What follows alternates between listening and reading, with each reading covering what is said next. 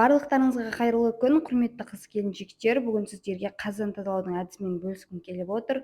Осы әдіспен тазаласаңыздар, көріп тұрғандарыңыздай, қазандарыңыз қанша қалың майлы болып, қатып қап-қара болып қалса да тазарады екен. Өзім бірінші рет жасап көріп тұрмын, бірақ көзім жетті осы әдіс ең оңай әрі ең тиімді тәсіл екеніне.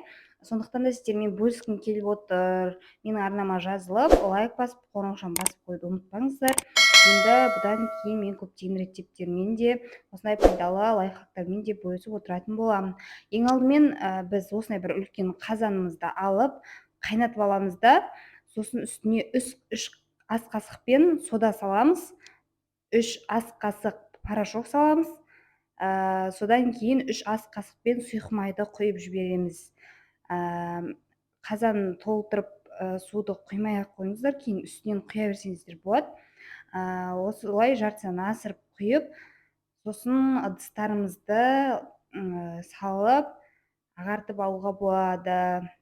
Мен бұл әдісті, яғни жаңағы 3 қоспаны қосып, ыдыстарды ағартуға, яғни шыны ыдыстарды ағартуға, сосын майлықтарды жуып алғанда қолданатын едім, бірақ қазандарда осылай істеп көрейін деп шешіп істеп көрсем өте күшті екен.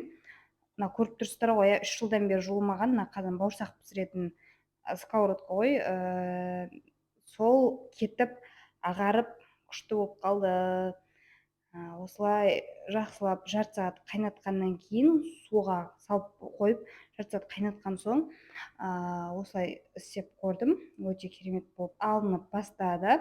Қатты қалың болғандықтан осылай 3-4 рет қырып, қайтадан қазанға салып алып, қайтадан қырып, пышақпен алдымен сосын сыммен ағартып алдым. Осы ғана кішкене қалың болып қатқан соң қиындық тудырды, кішкене күш жұмсауға тура келді. Ал қалғандары қазан онша қатты күш жұмсаған жоқпын. Ішін осылай жаңа көріп өткендеріңіздей тазартып алсаңыздар, іші оңай ақ кетіп қалды. Сосын қалған суға да осылай кішкене сода салып жіберіп, тағы да қайнатып, қалған осы ыдыстарды сыртын жақсылап ағартып алып жатырмын. Сіздер де солай жасасаңыздар болады. Порошокпен кішкене сода салып жіберіп, тағы да қайнатып істесеңіздер болады. Сосын қазанның қақпағы, бұл да күшті болып жарқырап шықты ғой, жаңа ішіне салып қайнатып едім. Бұл да әдемі болды, оңай ақ кете қойды. Мынау жаңағы басындағы сковородка, сосын астын қайта салып ағартып алдым. Ал көріп отқандарыңыздай қазандарым жарқырап шықты. Өте керемет әдіс, сіздерге де қолдануға кеңес беремін. Көптен бері рецепт салмай кеттім. Енді каналыма тұрақты түрде күн сайын рецепттер мен осындай керемет пайдалы лайфхактарды бөлісетін боламын. Сондықтан да мен арнама тіркеліп, лайк басып, қоңыраушаны басып қоюды ұмытпаңыздар.